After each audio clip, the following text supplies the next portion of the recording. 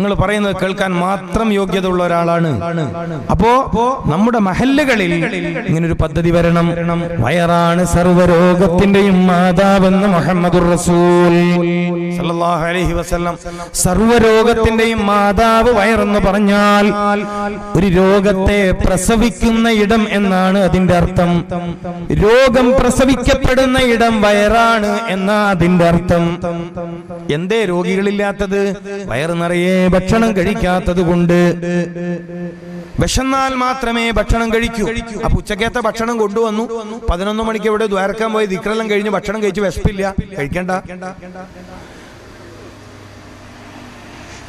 വിശന്നാലേ കഴിക്കാൻ പാടുള്ളൂ. വിശക്കാതെ കഴിക്കുന്ന ഭക്ഷണം ദഹന പ്രക്രിയക്ക് വിധേയമാകാതെ വയറിൽ അടിഞ്ഞുകൂടി കിടന്ന് അൺഡൈജസ്റ്റഡ് ഫുഡ് എന്നോ അല്ലെങ്കിൽ ദഹിക്കാതെ കിടക്കുന്ന മ്ലേച്ഛ വസ്തുവെന്നോ പറഞ്ഞ് വയറിൽ കുറെ കാലം കിടന്ന് പിന്നീടത് ദുഷിച്ച നീരായും കഫമായും മാറി ഒരുപക്ഷെ ട്യൂമർ പോലുള്ള മാരകമായ അവസ്ഥയിലേക്ക് എത്തിക്കും. വിശക്കാതെ ഭക്ഷണം കഴിക്കുന്ന സ്വഭാവമുള്ളവർ കുലൂ വശ്റബൂ വലാ തുസ്രിഫൂ. എങ്ങനെയാണ് തിന്നേണ്ടത്? എപ്പോഴാണ് തിന്നേണ്ടത്? എന്താണ് തിന്നേണ്ടത്? 4 പ്രധാന കാര്യങ്ങൾ അവിടെ വരുന്നു. തിന്നുക എന്ന് മാത്രം അർത്ഥം വെച്ച് പോകാനൊക്കില്ല. എപ്പോഴാ ഭക്ഷണം കഴിക്കേണ്ടത്? ഭക്ഷണം കഴിക്കേണ്ടത് വിശക്കുമ്പോഴാണ്. എന്നാൽ ഏറ്റവും നല്ല സമയം ഏതാണ്? രാവിലെയാണ്. രാവിലത്തെ ഭക്ഷണം ഉപേക്ഷിക്കാൻ പാടില്ല. രാവിലെ കഴിക്കാൻ നല്ല ഭക്ഷണം ഏതാണ്? പഴങ്ങളാണ്. കാലി വയറിൽ ഒരു മനുഷ്യന് ഏറ്റവും നല്ല ഭക്ഷണം പഴമാണ്. ഇൽമിന്റെ മേഖലയിൽ ജോലി ചെയ്യുന്നവർ തീരെ ഉപേക്ഷിക്കാൻ പാടില്ലാത്ത ഭക്ഷണം പഴങ്ങളാണ്. അബുൽ ബഷർ ആദം അലൈഹിസ്സലാം ഭൂമിയിലേക്ക് താമസിക്കാൻ വരുമ്പോൾ പഴഭക്ഷണത്തോടൊപ്പമാണ് വന്നത് എന്ന് മുഹമ്മദുർ റസൂൽ സല്ലല്ലാഹു അലൈഹി വസല്ലം. എല്ലാ പള്ളിയിലെ ഇമാമിന്റെ റൂമിലും എപ്പോഴും പഴം വേണം. ആരെങ്കിലും വരുമ്പോ ഹദിയ കൊടുക്കാനല്ല. അത്തിപ്പറ്റ ഉസ്താദ് രാവിലെ കഴിക്കുന്ന പഴം നേന്ത്രപ്പഴോ ഈത്തപ്പഴോ? ഷെയ്ഖുന അത്തിപ്പറ്റ ഉസ്താദ് ഞാൻ പലപ്പോഴും ആ മഹാനുഭാവന്റെ കൂടെ പോയി താമസിച്ചിട്ടുണ്ട്. വീട്ടിലും അല്ലാതെ ഗ്രേസ് വാലിയിലും രാവിലെ സുബഹ് നിസ്കരിക്കുന്നതിന് മുമ്പ് നേന്ത്രപ്പഴവും ഉണ്ടാവും, ഈത്തപ്പഴവും ഉണ്ടാവും. എന്താ നമുക്കങ്ങനെ ശീലിച്ചാൽ അള്ളാഹു തൗഫീഖ് ചെയ്യട്ടെ. അതിന്റെ ഗുണങ്ങൾ പറഞ്ഞാൽ പിന്നെ നിങ്ങൾ മക്കത്ത് പോയിട്ട് വാങ്ങിട്ട് വരും ഈത്തപ്പഴം, അല്ലെ? മദീനത്ത് പോയിട്ട് അത്രയും ഗുണമുണ്ട്. അതുകൊണ്ട് ഞാൻ പറയുന്നില്ല, നിങ്ങൾ വാങ്ങുമോ നോക്കാം. അല്ലാണ്ട് വാങ്ങിക്കോളൂ. എന്നാ കുറച്ച് പറയുന്ന പറയുന്നത്. വെളിയങ്കോട് ഉമർ ഖാദി റളിയല്ലാഹു തആല അൻഹു പറഞ്ഞു, ഒരു മനുഷ്യന്റെ പ്രഭാത ഭക്ഷണം, ഒരു മനുഷ്യന്റെ രാവിലത്തെ ഭക്ഷണം, ആദ്യത്തെ ഭക്ഷണം ഏത്തപ്പഴം, നേന്ത്രപ്പഴം, അങ്ങനെ പറയൂലേ? വേറെന്താ പേരുണ്ട് ഇവിടെ? അല്ല, പേരുണ്ട്, പറഞ്ഞോളി. ഇല്ല, ഏത്തപ്പഴം, നീളമുള്ള പഴം. റോബസ്റ്റ് അല്ല ഉദ്ദേശിച്ചത്, നേന്ത്രപ്പഴം. അതും ഈത്തപ്പഴവും ഒരു ഗ്ലാസ് മഞ്ഞൾ ചേർത്ത പശുവിൻ പാലുമായാൽ പിറ്റേന്ന് രാവിലെ ആ സമയം വരെ അയാൾ ഒരു ഭക്ഷണം കഴിച്ചിട്ടില്ലെങ്കിൽ പ്രശ്നമില്ല. ഭക്ഷണം കഴിക്കാത്തോടുള്ള സൂക്കേട് വരൂല. ആരാ പറയുന്നത്? വെളിയങ്കോട് ഉമർ ഖാദി. വെളിയങ്കോട് ഉമർ ഖാദി ഇത് പറയാൻ ആരാന്ന് ഇനി നിങ്ങൾ ചോദിക്കൂല? ചോദിക്കോ? മൂപ്പർ സ്വാതന്ത്ര്യ സമരം പറയേണ്ട ആളല്ലേ? നിങ്ങൾ പറയൂ. ശരീരശാസ്ത്രം ഇത്രമേൽ അറിയുന്ന ഒരു മലബാരി പണ്ഡിതൻ കഴിഞ്ഞു പോയിട്ടുണ്ടോ?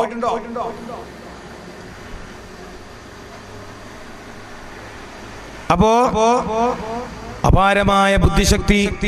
ഞാൻ ഇബ്നു സീനയുടെ കാര്യം പറഞ്ഞു. ഇത്രമേൽ ബുദ്ധിശക്തിയും ഓർമ്മശക്തിയും വൈജ്ഞാനികമായ അപാരമായ ആഴവും പരപ്പും എങ്ങനെയാണ് ഇബ്നു സീനാക്ക് ചെറുപ്രായത്തിലേ ഉണ്ടായത് എന്നന്വേഷിച്ചപ്പോൾ പലപ്പോഴും ആ മഹാനുഭാവൻ രാവിലെ കഴിക്കുന്ന പഴഭക്ഷണം മാത്രമായിരുന്നു അദ്ദേഹത്തിന്റെ ഭക്ഷണം. ഒരു കാരണം അതാണ്. പലപ്പോഴും അദ്ദേഹത്തിന്റെ ഭക്ഷണം പ്രഭാതത്തിൽ കഴിക്കുന്ന പഴങ്ങളാണ്. ഞാന് എന്ന് പറയാൻ പറ്റില്ല, എന്റെ ഭാര്യ ഒരു ഹിഫ്ള് കോളേജ് നടത്തുന്നുണ്ട്, ഖുർആൻ കോളേജ്. രാവിലെ തന്നെ കുട്ടിക്ക് അവർ ഈത്തപ്പഴം കൊടുക്കും. എന്തുകൊണ്ട്? വേഗം പഠിച്ച് സലാമത്താവണം. അപ്പൊ ദർസ് നടത്തുന്ന മുദരിസുമാര് ഗൾഫുകാരെ കുറച്ച് ചങ്ങാത്തം കൂടിയിട്ട് എന്താ കൊണ്ടുവരുന്ന ഉസ്താദിന് ഈ ഒരു 10 കിലോ ഈത്തപ്പഴം കൊടുത്തയച്ചാൽ മതി. പറ്റും. സുഫത്തിന്റെ അഹലുകാർക്ക് ഈത്തപ്പഴം കൊലയായി കെട്ടിത്തൂക്കും. ഇത് നിങ്ങൾക്ക് അറിയാം, ഞാനിതൊന്നും പറയാൻ പാടില്ല, അത് കേടാ, നിങ്ങൾക്ക് അറിയുന്നതിനെ ഞാൻ പറയാന്ന് പറഞ്ഞാൽ മോശമാണ്. ഇങ്ങനെ കെട്ടിത്തൂക്കും. എന്നിട്ട് വിശക്കുന്ന സമയത്ത് ഇങ്ങനെ കൊള്ളി കൊണ്ട് അതിനൊരു കൊള്ളിയും പൊക്കുവാണ്. കൊള്ളി എന്നല്ല പറയാ അല്ലേ അല്ലേ നമ്മൾ മദീനത്തെ അസ്ഹാബ് സുഫയുടെ ചരിത്രം അറിയില്ലേ? ഇൽമു പഠിക്കൽ മാത്രം ശുഅലായി ജീവിക്കുന്ന ഒരു വലിയ വിഭാഗം ആളുകൾ. അതിലൊരു വലിയ മഹാനാണ് അബൂ ദർദാ റളിയല്ലാഹു തആല അൻഹു. രോഗമില്ലാത്ത സമയത്ത് അൽഹംദുലില്ലാഹ് എന്ന് പറയലാണോ അല്ലാഹുവിന് ഇഷ്ടം, രോഗം വന്ന് കിടക്കുമ്പോൾ ക്ഷമിക്കലാണോ അല്ലാഹുവിന് ഇഷ്ടമെന്ന് മുത്തുനബി സല്ലല്ലാഹു അലൈഹി വസല്ലമ തങ്ങളോട് ചോദിച്ച സുഫത്തിന്റെ അഹ്ലുകാരനായ സ്വഹാബി വര്യനാണ് ആര്? മഹാനായ അബൂ ദർദാ റളിയല്ലാഹു തആല അൻഹു. ക്ഷമിക്കലാണോ നല്ലത്, രോഗമില്ലാത്ത ശരീരം നോക്കി അൽഹംദുലില്ലാഹ് പറയലാണോ നല്ലത്? നബി സല്ലല്ലാഹു അലൈഹി വസല്ലമ തങ്ങൾ പറഞ്ഞു, അബൂ ദർദായേ, അല്ലാഹുവിന് ആരോഗ്യമാണ് ഇഷ്ടം എന്ന് വെച്ചാൽ രോഗമില്ലാത്ത ശരീരം നോക്കിയിട്ട് അൽഹംദുലില്ലാഹ് എന്ന് പറയലാണ് അല്ലാഹുവിന് താല്പര്യം എന്നാണ് ആ പറഞ്ഞതിന്റെ അർത്ഥം. അല്ലാഹു അങ്ങനെ തൗഫീഖ് നൽകട്ടെ. അല്ലാഹു ഈ സദസ്സിൽ ആർക്കെങ്കിലും വല്ല രോഗങ്ങളുണ്ടെങ്കിൽ നീ ശിഫയാക്കണേ അല്ലാഹ്. മുഹമ്മദ് റസൂലുള്ളാഹി സല്ലല്ലാഹു അലൈഹി വസല്ലമ തങ്ങളുടെ ഹക്ക് ജാഹ് ബർക്കത്തുണ്ട്, ആയാത്തു ശിഫാഇന്റെ ബർക്കത്തുണ്ട്, അസ്മാഉൽ ഹുസ്നയുടെ ബർക്കത്തുണ്ട്, ഇവിടെ ഇരിക്കുന്ന ഉലമാക്കളുടെ ബർക്കത്തുണ്ട്. അല്ലാഹുവേ, ഈ സദസ്സിലോ ഇവരുടെ കുടുംബത്തിലോ ഈ നാട്ടിലോ ഉള്ള സർവ്വ രോഗികൾക്കും ശിഫയും ആഫിയത്തും പ്രദാനം ചെയ്യണേ അല്ലാഹ്. ബിനൂരി മുഹമ്മദ് മുസ്തഫ സല്ലല്ലാഹു അലൈഹി വസല്ലം. അപ്പൊ പ്രഭാതത്തിൽ പഴഭക്ഷണം, പക്ഷെ പഴഭക്ഷണം കഴിക്കാൻ ഏറ്റവും നല്ല സമയമുണ്ട്. അതുകൂടി പറഞ്ഞുതരാം. നിങ്ങളെല്ലാവരും ആ സമയത്ത് എഴുന്നേൽക്കുന്നവരായതുകൊണ്ട് നാട്ടുകാർക്ക് ഇത് പറഞ്ഞു കൊടുത്തിട്ട് കാര്യമില്ല. പ്രഭാതത്തിൽ പഴങ്ങൾ കഴിക്കാൻ പറ്റിയ നല്ലൊരു സമയമുണ്ട്. സുബ്ഹ് ബാങ്കിന്റെ മുമ്പുള്ള സമയമാണ്. മുക്കിരിക്ക രക്ഷപ്പെട്ടു, രക്ഷപ്പെട്ടു, മുഅദ്ദിൻ രക്ഷപ്പെട്ടു. ഓർക്കെന്തായാലും ബാങ്കിനും മണിക്കണ്ടേ?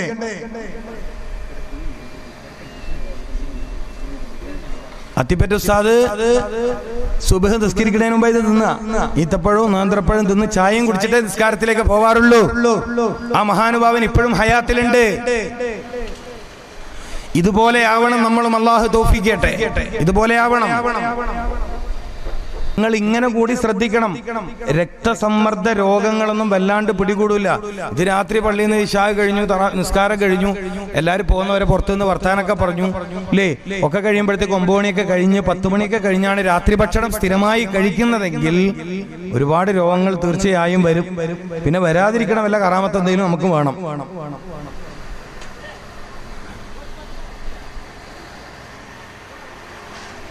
അപ്പൊ വിശക്കുമ്പോഴാണ് ഭക്ഷണം കഴിക്കേണ്ടത്. മാത്രമല്ല, കഴിക്കുന്ന ഭക്ഷണത്തെ പരിശോധനയ്ക്ക് വിധേയമാക്കണം. നബി സല്ലല്ലാഹു അലൈഹി വസല്ലമ തങ്ങൾ 2 കാര്യങ്ങൾ അറിയാതെ ഭക്ഷണം കഴിക്കാറില്ലായിരുന്നു. ഒന്നതിന്റെ ഫിഖ്ഹും മറ്റൊന്നതിന്റെ തിബ്ബുമാണ്. ഇത് നമ്മളല്ലാതെ ആര് പറയാൻ, നമ്മളല്ലാതെ ആര് സ്വീകരിക്കാൻ? 2 കാര്യങ്ങളെ പരിഗണിച്ചിട്ടേ മുഹമ്മദ് റസൂൽ സല്ലല്ലാഹു അലൈഹി വസല്ലമ തങ്ങൾ ഭക്ഷണം കഴിക്കാറുണ്ടായിരുന്നുള്ളൂ. ഒന്നതിന്റെ ഫിഖ്ഹാണ്. സയ്യിദ് കുടുംബത്തിന് ഇത് പറ്റുന്നതാണോ, സക്കാത്താണോ, സദഖയാണോ, ഹദിയയാണോ, ബൈത്തുൽമാലിലേക്ക് വന്നതാണ്, ഏത് ഇനം മുതലാണ് എന്ന് പരിശോധിച്ചിട്ട് മാത്രമേ ദാനമായി കൊണ്ടുവന്ന ഭക്ഷണം ഹബീബായ റസൂൽ സല്ലല്ലാഹു അലൈഹി വസല്ലമ തങ്ങൾ കഴിക്കാറുള്ളൂ. രണ്ടാമത്തത്, ഈ കഴിക്കുന്ന ഭക്ഷണം ശരീരത്തിന് ഗുണം ചെയ്യുന്നതാണോ അല്ലാത്തതാണോ? ഞങ്ങളെ നാട്ടിൽ പറയാറുണ്ട്, ചേരനെ തിന്നുന്ന നാട്ടിൽ പോയാൽ അതിന്റെ നടുക്കഷ്ണം തിന്നണമെന്ന്. മനസ്സിലായിട്ടുണ്ടാവും എല്ലാവർക്കും. ചേരാന്ന് പറഞ്ഞ ഒരു അല്ലേ, അതിനെ തിന്നുന്ന നാട്ടിൽ പോയാല് അതിന്റെ നടുക്കഷ്ണം തിന്നണോ. അവ വാലും തലയും തപ്പി നടക്കരുതെന്ന് അതിന്റെ അർത്ഥം. പറ്റൂല, നമുക്ക് പറ്റൂല, നമുക്ക് പറ്റൂല.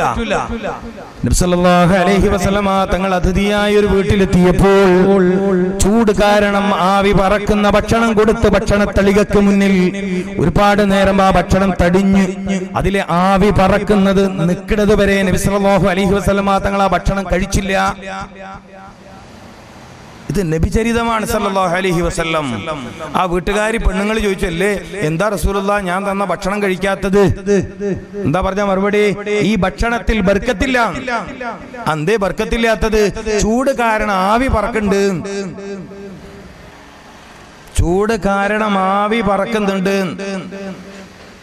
അടുത്ത കാലത്ത് ക്യാൻസർ രോഗത്തെ കുറിച്ച് ഗവേഷണം നടത്തുന്ന പണ്ഡിതന്മാർ കണ്ടെത്തി, സ്ഥിരമായി ചുട്ടുപൊള്ളുന്ന ഭക്ഷണപാനീയങ്ങൾ ഉപയോഗിക്കുന്നവർക്ക് മറ്റുള്ളവരെക്കാൾ ക്യാൻസർ വരാൻ സാധ്യത കൂടുതലാണ്. പ്രത്യേകിച്ചും ലങ്സ് ക്യാൻസർ വരാൻ സാധ്യത കൂടുതലാണ്. അള്ളാഹു കാത്തുരക്ഷിക്കട്ടെ. പിന്നെ ഹദ്ദാദും മജ്ലിസിലൂറൊക്കെ ഉള്ളതുകൊണ്ട് നമ്മൾ സലാമത്തായി പോകുന്നതാണ്. നാട്ടുകാർക്ക് സലാമത്താൻ കഴിയില്ലല്ലോ. ചില ഉസ്താദ്മാർക്കൊന്നും ഞാൻ ഭയങ്കര പൊള്ളുന്ന വെള്ളമാണല്ലോ കുടിക്കല്, നിങ്ങൾക്ക് വരാത്തത് നിങ്ങൾ ഹദ്ദാദിന്റെ ആളായിരിക്കും. ആരോഗ്യം നിലനിൽക്കാൻ ഏറ്റവും ആവശ്യമായ